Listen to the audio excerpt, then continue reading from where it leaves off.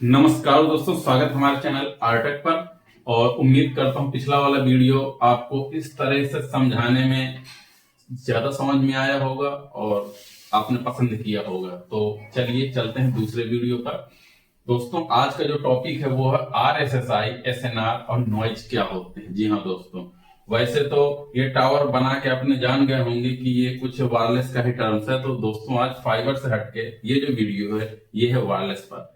दोस्तों देखिए, कम्युनिकेशन दो प्रकार का होता है, एक होता वायर्ड, एक होता वायरलेस। तो वायर्ड में तो लाइन केबल या फाइबर हो गई, और वायरलेस में आपका दो डिवाइस के जरिए पॉइंट टू पॉइंट या point two multi point radio frequency का इस्तेमाल करके हम दो चीज के बीच के कम्युनिकेशन करते हैं। अब उसमें हम डेटा ट्रांसफर करते हैं, ठीक है। तो वहां पर आपका जनरली आपने सुना होगा कि सिग्नल, ठीक है। तो सिग्नल आया, जुड़ गया, आपके घर में चालू हो गया, जियो या फाइबर या मोबाइल, कुछ भी XYZ, हर जगह ये टर्म्स आपको समझना पड़ेगा अगर आप इस फील्ड में काम करना चाहते हैं, इस फील्ड में रुचि है या आप ऑलरेडी कर रहे हैं। अगर ये आप जान गए तो आप किसी भी कोई भी वायरलेस कम्युनिकेशन बहुत ही आसानी से स्टेबल कर पाएंगे। तो दोस्तों, बात करेंगे आरएसएसआई क्या है, ठीक है, दूसरा एसएनआर क्या है, और तीसरा है नॉइज क्या है। तो चलते हैं। तो मैं एकदम बेसिक टर्म से बताऊंगा, ठीक है, ज्यादा डीप नहीं जाऊंगा कि आप लोगों को आसानी समझ में आ जाए।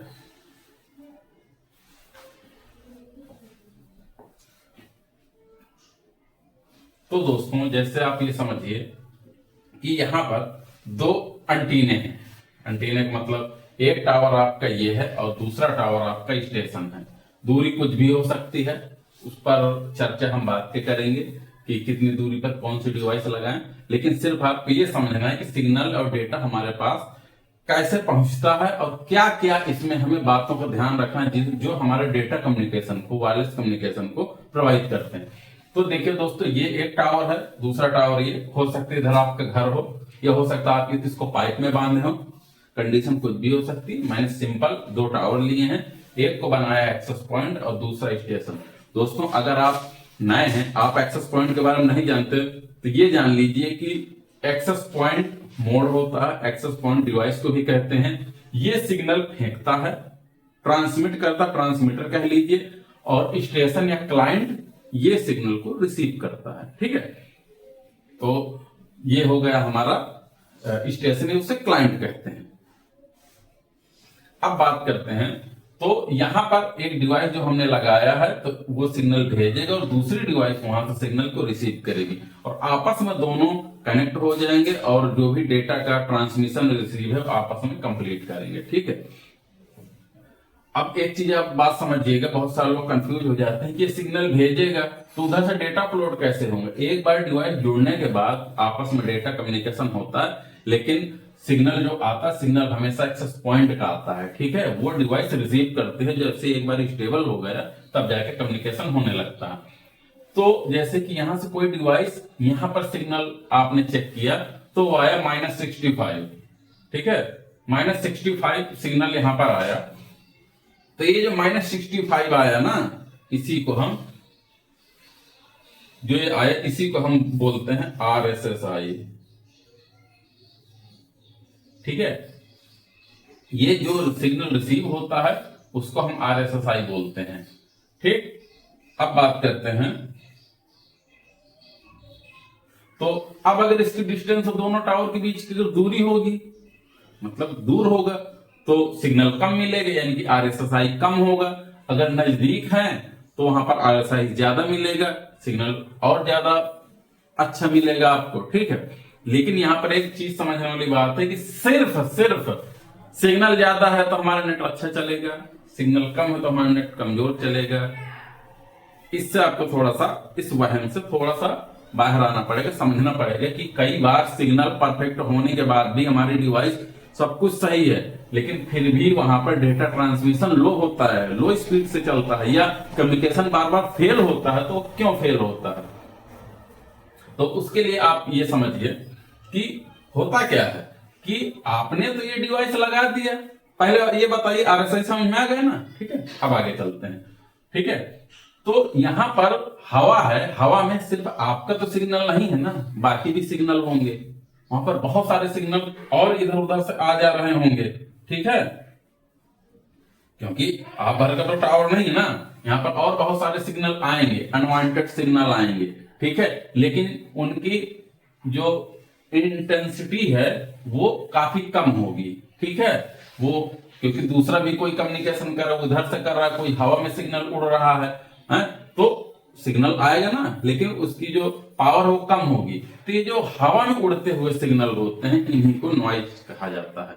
जैसे कि उदाहरण दूं तो शोरगुल हो रहा हो, ठीक है, तो आपको तेज बोलना पड़ेगा, ठीक है, उसके बाद भी उसका आवाज साफ नहीं आएगी, समझ गए ना, यानी आरएसएसआई पावरफुल है, मैं जो सिग्नल भेज रहा हूं वो पावरफुल है, उसको भी काफी सुनाई दे, लेकिन चूंकि नॉइज है, शोर है, उसमें आपकी आवाज साफ नहीं जाती, ठीक है।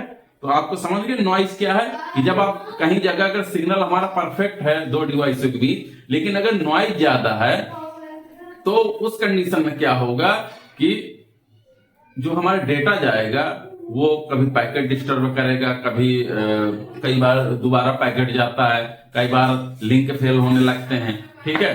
तो कुल मिला के जो बात है, तो हमारी स्पीड और डेटा सही से नहीं जाएगा, ठीक है। तो ये होता है नॉइज। अब बात करते हैं एसएनआर क्या होता है और एसएनआर कैसे काम करता है, ठीक है।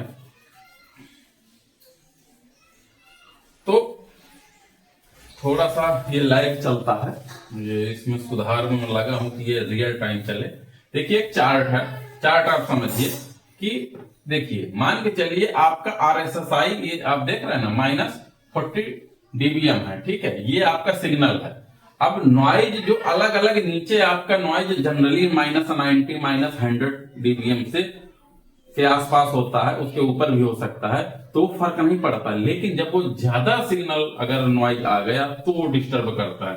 तो देखिए जनरली मैंने बताया ना कि -90 -100 या इससे -110 के आसपास है नॉइज, तो कोई फर्क नहीं पड़ता है, लेकिन फर्क तब पड़ता है जब नॉइज बढ़ जाता है और आपका जो सिग्नल है आरएसएसआई और उसके बीच का अंतर कम होता है, तो वो फिर आपका डिस्टर्ब करता है। और जो बीच का अंतर होता है ना, इसी को हम एसएनआर कहते हैं, सिग्नल टू नॉइज रेशियो, ठीक है। जैसे मान के चलिए उदाहरण के -80 डीबीएम है आपका नॉइज, ठीक है, और सिग्नल आपको मिल रहा है -40 डीबीएम, तो आपका जो बीच का अंतर है -80 में अगर 40 घटाएंगे ना, इसका कैलकुलेट सूत्र भी है वो भी बताऊंगा, तो वो आपका एसएनआर हो गया, ठीक है। तो अगर यहां पर मैं आपको दिखाऊं, ये आपका फार्मूला है बेसिक,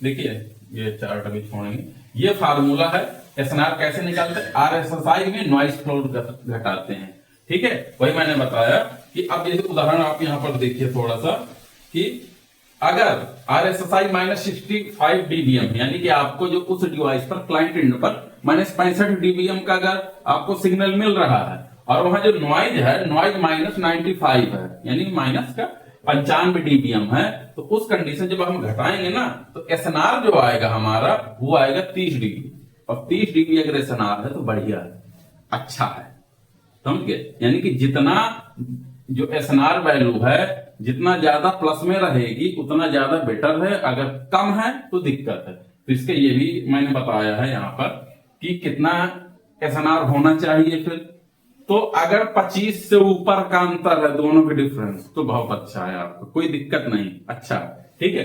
अगर 20 है, 20 डीबी है तो एवरेज है, और अगर आपका 15 है तो सबसे लो लेवल का है, और अगर आपका एसएनआर 10 है तो मान चलिए लिंक आपकी स्टेबल नहीं रहेगा। हालांकि समस्या -15 डीबी का जब से अगर नीचे जाने लगा तो ही समस्या आने लगती है, लेकिन कम से कम अगर 15 है तो आपका लिंक स्टेबल रहेगा, डेटा एक हिसाब से जाता रहेगा। तो ये आपको एसएनआर बहुत जरूरी है समझना, ठीक है। नॉइज और आरएसएसआई में जब नॉइज घटाते हैं नॉइज फ्लोर तो तब जाके एसएनआर निकलता है।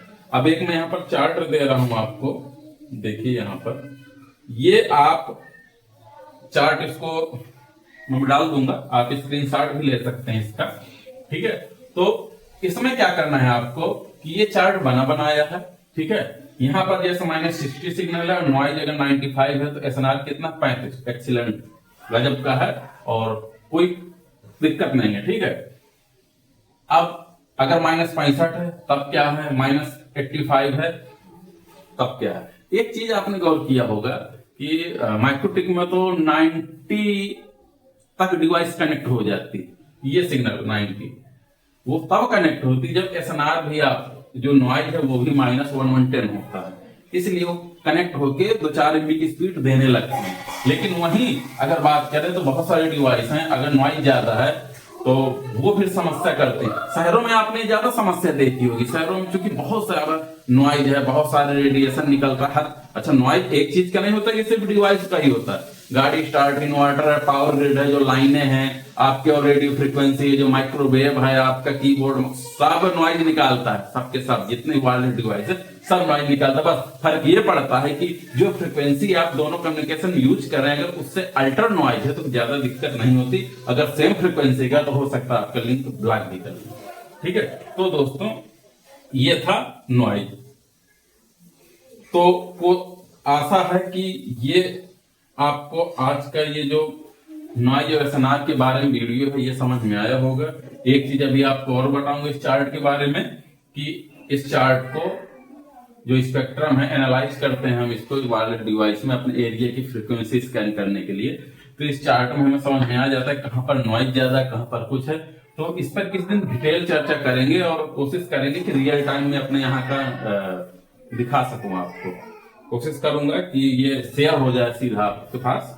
ठीक है, तो दोस्तों अब एक समस्या आती है कि ये नॉइज या एसएनआर भी घटता बढ़ता है और ये बहुत बड़ी समस्या है, जैसे मैं आपको बताया कि करता है। तो नॉइज एसएनआर किन किन चीजों से हम उसको बचा सकते हैं, कैसे बढ़ा सकते हैं, और किन किन चीजों से घटता है तो हम उसके ऊपर सावधानी रखें। उसका वीडियो अगला होगा जल्द ही। तो दोस्तों ये था वीडियो, और कैसा रहा ये अगर आपको पसंद आया हो, ठीक है, अगर आपको पसंद आया हो तो जरूर लाइक, सब्सक्राइब, कमेंट जरूर करिएगा अगर आपके कुछ सवाल हैं, और मोटिवेट करते रहिए। इससे क्या है ना कि जिज्ञासा बनी रहती है, पढ़ाने का मन लगा रहता है आपको बताने का। ठीक है, तो मिलते हैं जल्दी नेक्स्ट वीडियो। तब तक के लिए जय हिंद, जय भारत।